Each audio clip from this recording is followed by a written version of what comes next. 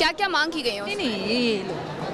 हाँ, मैं हंसापुरी खदान से आई हूँ। मेरा नाम मालती बाथो है। कल रात में ऐसा हुआ है, रात में 10 बजे के करीब कुछ 15 से 20 लड़के लोग आए हैं। तो वो उनके हाथ में तलवार, चाकू वगैरह सब था।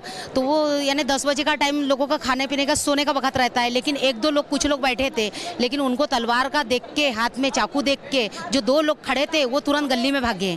गली में भागने के बाद में वो लोग तलवार पटकने लगे, बोलते हैं, और हिंदुओं को गाली बकने लगे। हिंदुओं, तुम लोग कैसे रहते हैं और कैसे जीते हैं, हम देखेंगे, तुम लोग यहाँ पे रह नहीं सकते नागपुर के अंदर। कपड़ा बांधे हुए आए थे और गाली देके जा रहे थे। बाकी हमारे मोहल्ले में सब लोग निकले तो फिर वो वहाँ से भाग गए। और ज़्यादा बड़े नहीं तो 18-20 साल के लड़के होंगे, कम से कम 15-20 लड़के होंगे। बहुत ऐसी जो घटना है बहुत सालों के बाद हुई है और बहुत शर्मनाक घटना हुई है। आज तक हम लोग सब एक साथ में रहते थे, भालदारपुरा क्या और इधर का राम मंदिर गली क्या, सब साथ में रहते थे। लेकिन जो कल जो राम मंदिर गली में एक विशिष्ट समुदाय के लोगों के कार पर, वाहनों पर हमला किया गया, पत्थर, बड़े बड़े पत्थर कहाँ से लाए पता नहीं, और मजमे के मजमे रोड पर आए, हिंदुओं के खिलाफ गाली गलौज की। ये बहुत ही शर्मनाक वाला किस्सा कल नागपुर में महाल के एरिया में हुआ है। और बहुत ही एक अच्छी बात हुई कि इसमें कुछ महिला सफ़र नहीं हुई। एक आधी महिला अगर उनके आ जाती तो वो महिला का क्या हाल करते। तो महिला का भी सुरक्षितता का एक सवाल सामने आ रहा है। बिल्कुल, कई ऐसे सवाल है जिनके जवाब मिलने चाहिए। आज आप लोगों ने ज्ञापन सौंपा है, ज्ञापन में आप लोगों ने क्या क्या मांग की है, क्या क्या लिखित में दिया है? प्रोटेक्शन है, पुलिस का फेलियर है। 2 बजे की घटना हुई और रात में 7-8 बजे इसका रिएक्शन हुआ। मतलब पूरी प्लानिंग करके हुई। उस समय प्रशासन क्या कर रहा था, पुलिस क्या कर रही थी उसमें? 5 जनरल को जो दिया गया है। अभी ज्ञापन में क्या दिया? अभी ये कि मतलब सुरक्षा होना चाहिए लोगों की। घर में मतलब बाकायदा भगवान की मूर्तियाँ फोटो फेंकी गई है। यानी पर्टिकुलर लोगों को, हिंदू लोगों को टारगेट किया गया है। सुरक्षा होना चाहिए उनकी, बस, और कुछ नहीं। कुछ लोगों का कहना है कि जो नुकसान हुआ है उसकी भरपाई के लिए भी लिखित में दिया गया है। जी बिल्कुल दिए है लिखित में। अब जिसका नुकसान हुआ उनको तो भर के देना ही पड़ेगा, क्योंकि काफ़ी मात्रा में उन लोगों ने तोड़ फोड़ करे, लोगों की गाड़ी फोड़े, जलाए, घरों के ऊपर पेट्रोल बम फेंके, बहुत सारा नुकसान करे। यहाँ पर मंत्री भी थे और साथ ही सीपी भी थे, उनकी तरफ से क्या आश्वासन आप लोगों को दिया गया है? उन्होंने बोले कि शांति बनाए रखिए, हम एक्शन ले रहे हैं। हम चाहते हैं कि ये वो एक्शन ले और नागपुर का वातावरण सही सलामत रहे, अच्छा रहे, शांत रहे। और बस इससे ज़्यादा तो कुछ नहीं मैडम, क्योंकि बहुत सारी चीज़ें गलत हुई है, ऐसा नहीं होना चाहिए। हम अपने तरफ से पूरे पीसफुल है, लेकिन नेक्स्ट जनरेशन कुछ भी, वो लोग बिल्कुल भी हमारा सपोर्ट नहीं कर रहे हैं। वो छोटी सी बात को लेके तोड़ फोड़, आगजनी, ये सारी चीज़ें करते हैं। हम सहन कहाँ तक करेंगे और हिंदू समाज, सनातन धर्म कहाँ तक सहन करेंगे? आप लोग सुरक्षा चाहते हैं? हाँ। बिल्कुल सुरक्षा चाहते हैं मैडम, बहुत सुरक्षा चाहते हैं। चलिए, तो यहाँ पर सीपी डॉक्टर सिंघल को और साथ ही मंत्री चंद्रशेखर बावनकुले से लोग मिलने के लिए पहुंचे हुए थे। उनसे बातचीत की, उन्हें ज्ञापन सौंपा गया है कि उन्हें सुरक्षा प्रदान की जाए और इसके साथ साथ जो टूट फूट हुई है, जो गाड़ियाँ तोड़ी गई हैं, उसकी भी भरपाई की जाए। तो हमारी सहयोगी मीनाक्षी की ग्राउंड रिपोर्ट आप देख रहे थे। इसी बीच अब आपको बता दें, नागपुर के महल इलाके में हुई हिंसा की सीसीटीवी फुटेज सामने आई है। फुटेज में साफ तौर पर दिख रहा है कि कैसे नकाबपोश उपद्रवी हमला करते हैं, तोड़फोड़ करते हुए दिखाई देते हैं। दंगाइयों ने घरों में और गाड़ियों में जमकर पथराव किया। एक रिपोर्ट देखिए।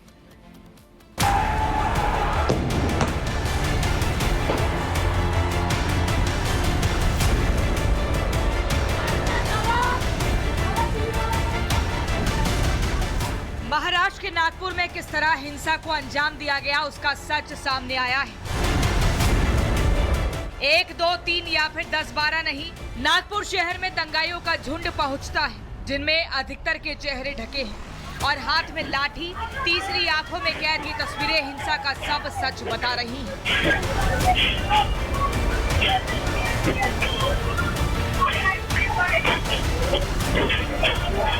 दंगाई गली गली जाते हैं और एक दूसरे को इशारा कर बुलाते हैं और फिर तोड़फोड़ में जुट जाते हैं। जिसको जो मिल रहा था वही उठाकर हमले कर रहा था।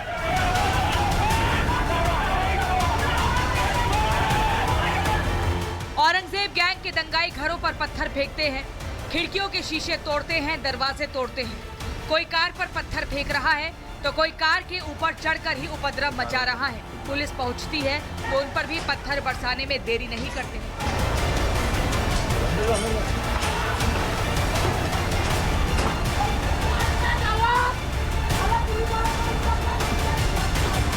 हमने 50 लोगों को जो राइड कर रहे थे, जो सम्मिलित थे, उनको हमने डिटेन किया है FIR भी पुलिस स्टेशन में, अलग अलग पुलिस स्टेशन में जिन्होंने कुछ वैंडलिज्म किया उनको FIR भी दाखिल किया गया है हमने हमारी तरफ से।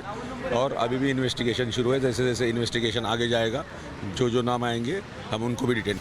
दंगाई गली गली पहुंचकर हिंसा को अंजाम देते हैं और टारगेट पर हर जगह हिंदुओं का घर और उनकी गाड़ी होती है। हिंसा के एक एक सबूत CCTV कैमरे में कैद हो जाते हैं, जिसके आधार पर पुलिस संदिग्धों को हिरासत में ले रही है और हिंसा की जांच कर रही है, क्योंकि हिंसा का हिसाब और दंगाइयों का इलाज पक्का है।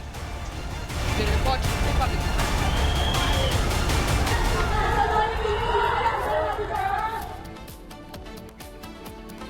तो नागपुर हिंसा की जांच हो रही है और जांच जैसे जैसे आगे बढ़ रही है, संदिग्धों को भी हिरासत में लिया जा रहा है, पूछताछ भी हो रही है, लेकिन एक एक कर सच सामने आने लगे हैं कि हिंसा की तस्वीरें ये बता रही है कि आखिर साजिश क्यों रची गई और टारगेट पर कौन था। रिपोर्ट देखिए।